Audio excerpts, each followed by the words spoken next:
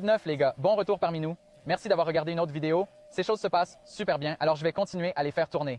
Assurez-vous de vous abonner, d'aimer la vidéo, de commenter, toutes ces bonnes choses. Je pense que ça aide à faire gagner de l'argent à ces vidéos pour que je puisse continuer à les faire. Alors si vous pouviez le faire, ce serait génial. La vidéo d'aujourd'hui est l'épisode 4 de Private Lesson. Hier, nous avions mon ami Brad avec nous et c'est la première leçon privée qu'il donne. Il l'a déjà faite en groupe et il était super cool, super engageant. Il a fait de son mieux et du début à la fin de la journée, nous avons fait 3 heures. Il s'est beaucoup amélioré. Nous avons travaillé un virage avec des ornières que vous verrez dans la vidéo.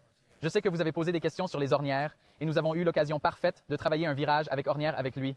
Cela a commencé comme un désastre, comme je m'y attendais, parce que même moi j'avais du mal à le faire. Et puis, 1 heure plus tard, il l'a réussi de façon assez impressionnante. J'espère que vous apprécierez et que vous me ferez savoir ce que vous voulez voir et ce sur quoi vous devez travailler. Nous voulons nous tenir en position d'attaque, comme je l'enseigne, vraiment très fort ici, et quand vous vous arrêtez, vous voulez descendre aussi bas que possible dans la position d'attaque. Plus on descend vers le vélo, on ne se penche pas en arrière. Certaines personnes pensent qu'il faut étendre les coudes et se pencher en arrière quand on casse, mais on descend simplement dans cette position. Il s'agit simplement de se stabiliser. De cette façon, si vous chargez trop l'avant avec le frein avant, vous avez ce centre de gravité bas et cela ne va pas projeter le vélo vers l'avant, l'arrière, la gauche, la droite. Il a donc fait ce que beaucoup de gens feraient, c'est-à-dire tourner au ralenti et en roue libre dans le virage. Il n'y a pas de véritable agression dans l'accélération. Il n'y a pas de véritable décélération agressive. Juste une sorte de... Et je suppose que c'est bien. Je veux dire que si vous voulez juste rouler sur la piste, et ce gars n'est pas du tout un mauvais pilote, roulez sur la piste en douceur, mais si vous voulez gagner du temps, c'est un endroit où vous pouvez gagner du temps.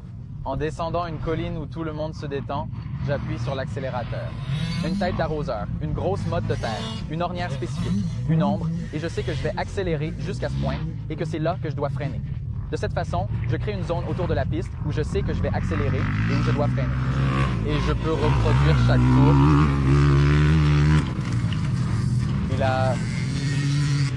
Il a eu un peu de bruit de roue, mais il poussait son guidon, il avait tout son poids sur les roues. Il est intéressant de voir comment chaque personne aborde la situation. L'essentiel, c'est qu'à un certain moment, nous ne devions plus freiner. En fait, ce truc jaune est un marqueur parfait du moment où vous devez relâcher le frein arrière pour pouvoir amorcer votre virage. Si vous tirez sur le frein arrière au-delà de ce point, la moto va vouloir aller dans cette direction et vous allez perturber le flux de votre virage. Donc vous devez vous assurer que lorsque vous arrivez à ce repère jaune, vous avez ralenti suffisamment pour que vous puissiez prendre le virage confortablement. Cela signifie que vous devez commencer à freiner à mi-chemin de la colline ou que vous devez commencer à freiner. Il faut juste s'assurer d'être à la vitesse du virage au moment de la marque jaune. En ce qui me concerne, ma zone de freinage pourrait théoriquement commencer avant la vôtre parce que j'ai tellement plus de vitesse dans la pente que cela va naturellement me prendre un peu plus de temps pour m'arrêter. Si vous appuyez un tout petit peu sur le frein avant avec ces freins Brembo, il va vraiment s'arrêter. Même chose pour l'arrière. Vous posez à peine le pied sur l'arrière et tout d'un coup, vous bloquez le pneu arrière. Sur cette moto, les deux sont bons, mais vous pouvez être un peu plus agressif. Rappelez-vous que même si la majorité de votre puissance de freinage provient de l'avant, cela ne signifie pas que vous devez serrer ce truc terriblement fort. Et cela ne signifie pas non plus que vous devez serrer, pousser sur le frein arrière super fort. Vous devez appuyer sur le frein arrière juste assez fort pour créer un petit battement de roue. Pas assez fort, et vous ne ferez que charger l'avant parce que tout sera du frein avant et trop d'arrière. Il va s'arrêter parce qu'on ne freine pas avec l'embrayage. Il n'y a pas d'embrayage quand on freine. Pas d'embrayage non plus quand on rétrograde.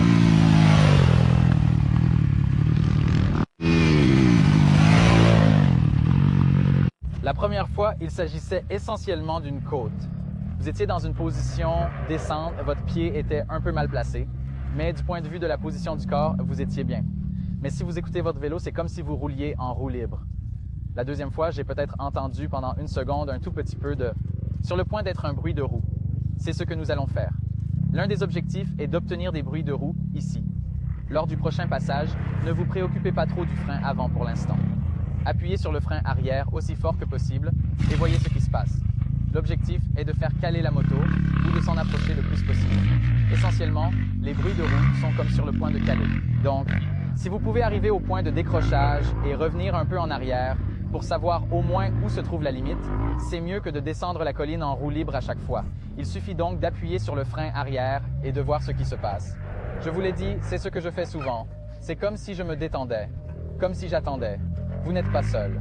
Beaucoup de gens se détendent dans la pente, mais si vous arrivez à vous sentir à l'aise en faisant trembler les roues et en freinant de manière agressive, votre zone de freinage va se réduire de 300 pieds à 50 pieds. C'est du temps facile à gagner. On parle d'une demi-seconde, une seconde et demie par section. C'est le genre de choses qui vont s'appliquer. Ah, nous y voilà.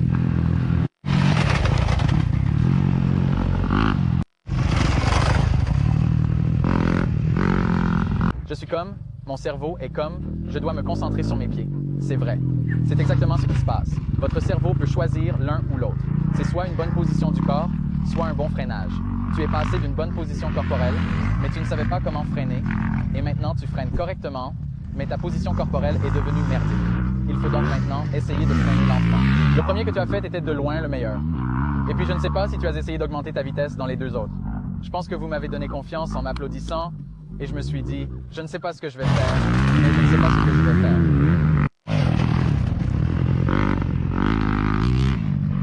Les pilotes de MotoGP entrent dans un virage et se tiennent comme ça. C'est à ça que vous ressemblez. Vous passez un virage et votre jambe est comme... et ton genou est comme ça, à l'extérieur. Là, tu parles de ma jambe extérieure. Je vous regarde faire. Je vous regarde faire quand vous revenez sur la piste ici. Je vous regarde faire. C'est votre jambe intérieure. Donc, quand vous allez poser votre pied pour un virage, la façon dont je vous l'indique est haute et serrée, les orteils pointés vers l'intérieur. Vos orteils devraient presque être en contact avec votre aile avant. Vos orteils sont ici et votre genou est tourné vers l'extérieur. Je pense que pour résoudre ce problème et vous mettre en confiance en vous penchant dans un virage sans dépendre de ce trépied qui pend au loin, il suffit de le laisser sur la cheville dans les virages. Laissez-le sur la cheville dans chaque virage, quoi qu'il arrive, que vous travaillez avec moi ou que vous rouliez seul sur la piste. Cela vous aidera à gagner en confiance parce que vous n'avez pas besoin de cette jambe. La jambe n'est en fait qu'une police d'assurance sur laquelle nous ne voulons pas avoir à compter.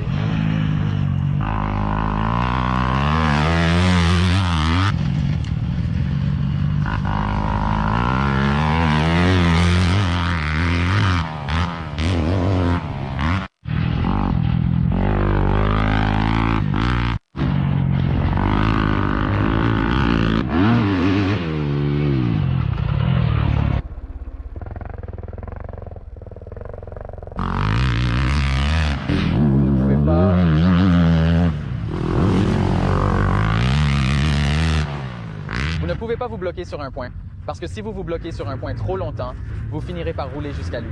Et puis quoi? Nous devons maintenant lever les yeux et essayer de trouver un autre point. Il sera alors trop tard. Il faut donc choisir un point. Regardez au-delà, regardez au-delà, regardez au-delà. Il faut laisser la moto faire le travail. Plus vous regardez près du garde-boue avant, plus vous allez essayer de surcorriger et de faire ces micro-ajustements. Au contraire, si vous regardez vers le haut, si vous laissez de l'engagement et de l'élan, et vous vous débrouillez. Vous pouvez être dans une ornière transversale. La moto peut être dans une ornière dans laquelle vous ne voulez même pas qu'elle soit, et vous vous en sortirez. La chose la plus difficile pour vous, je le sais, c'est ce que vous allez essayer de tamponner votre pied ou de mettre votre pied dehors. Oui, c'est ça. Alors, dans ta tête, laisse ton pied sur le repose-pied. Je l'ai déjà en tête. Je vais tomber, mon frère. D'accord. Je préfère que tu tombes plutôt que de te taper le pied. Et c'est un virage doux à faire. Ouais, d'accord. Je parie de l'argent qui va soit s'écraser, soit se tamponner le pied.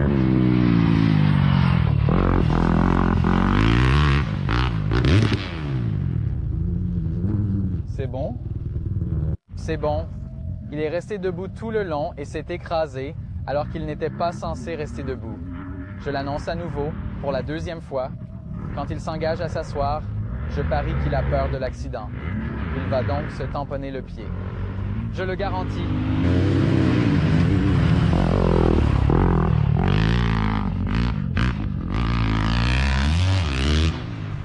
D'accord. Ce qu'il fait mal, c'est qu'il fait tout ce qu'il peut pour ne pas se pencher. C'est une ornière très intimidante.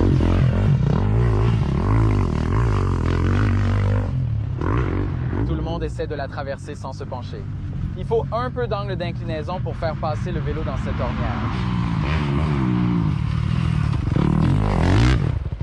Bon sang de bonsoir. Doucement, les yeux en l'air.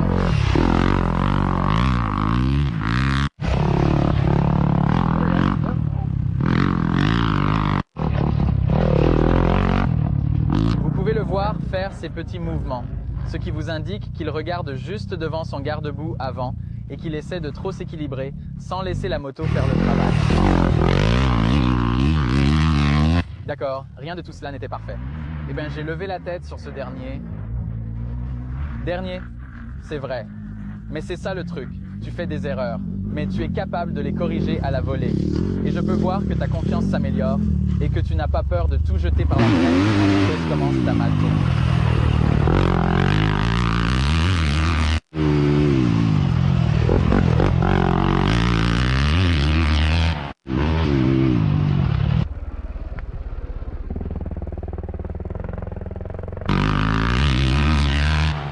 Donc même après avoir frappé 6 ou 7 fois, ce qui s'est passé, c'est l'intérieur de l'ornière.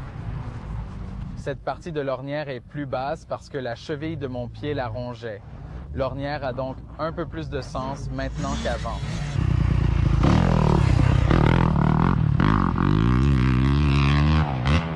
C'est mieux, la meilleure jusqu'à présent.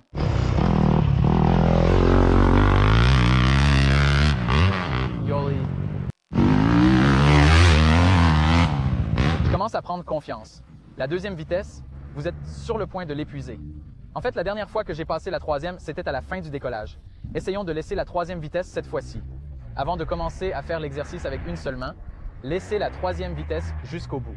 Je pense que vous allez vous rendre compte que c'est un peu moins vif. Ainsi, lorsque vous appuyez sur l'accélérateur, ce n'est pas comme si j'essayais de mettre la moto debout. Elle sera juste un peu plus douce. Et vous n'aurez pas à vous soucier de changer de vitesse juste avant le décollage. Okay.